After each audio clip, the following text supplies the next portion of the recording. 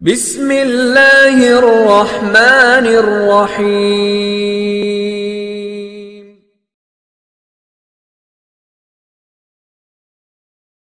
يسألك أهل الكتاب أن تنزل عليهم كتابا من السماء فقد سألوا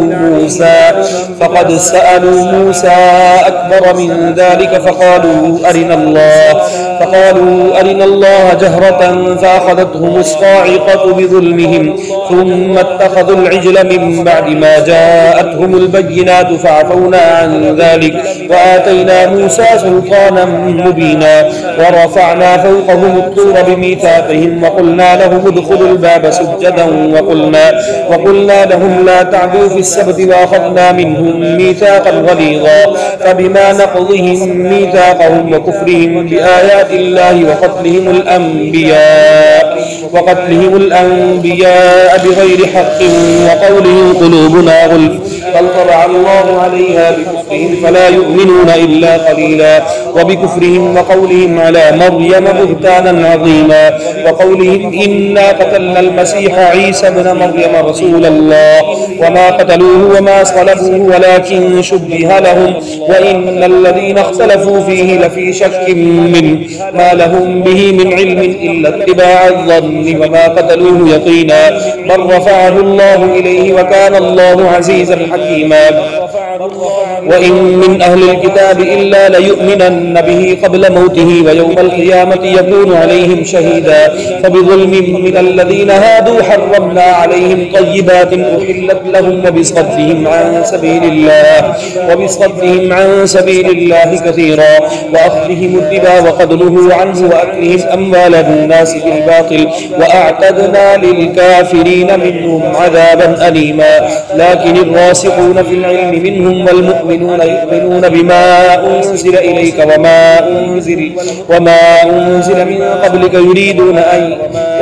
أنزل من قبلك والمقيمين الصلاة والمؤتون الزكاة والمؤمنون بالله واليوم الآخر أولئك سنؤتيهم أجرا عظيما إنا أوحينا إليك كما أوحينا إلى نوح والنبيين من بعده وأوحينا إلى إبراهيم وإسماعيل وإسحاق ويعقوب والأسباط وعيسى وأيوب ويونس وهارون وسليمان وآتينا داود زبورا ورسلا قد قصصناهم عليك من قبل ورسلا لم نقصصهم عليك وكلم الله موسى تكليما رسلا مبشرين ومنذرين لئلا يكون للناس على الله حجة بعد الرسل وكان الله عزيزا حكيما لكن الله يشهد بما أنزل إليك أنزله بعلمه والملائكة يشهدون وكفى بالله شهيدا إن الذين كفروا وصدوا عن سبيل الله قد ضلوا ضلالا بعيدا إن الذين كفروا وظلموا لم يكن الله ليغفر لهم ولا ليهديهم طريقا إلا طريق جهنم خالدين فيها أبدا وكان ذلك على الله يسيرا يا أيها الناس قد جاءكم الرسول بالحق من ربكم فآمنوا خيرا لكم وإن تكفروا فإن لله ما في السماوات والأرض وكان الله عليما حكيما يا أهل الكتاب لا تغلوا في دينكم ولا تقولوا على الله إلا الحق إنما المسيح عيسى ابن مريم رسول الله وكلمته ألقاها إلى مريم وروح منه فآمنوا بالله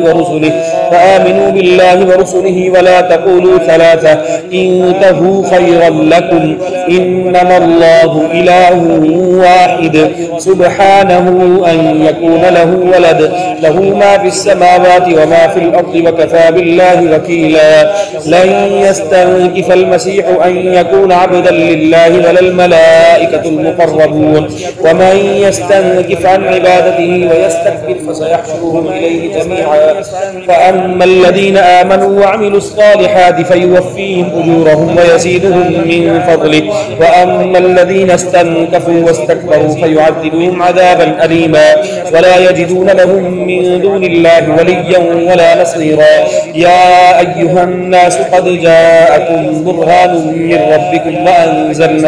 وأنزلنا إليكم نورا مبينا. فأما الذين آمنوا بالله واعتصموا به فسيدخلهم في رحمة منه وفضل ويهديهم إليه صراطا مستقيما. يستفتونك قل الله يفتيكم في الكلالة إن امرؤ هلك ليس له ولد وله أخت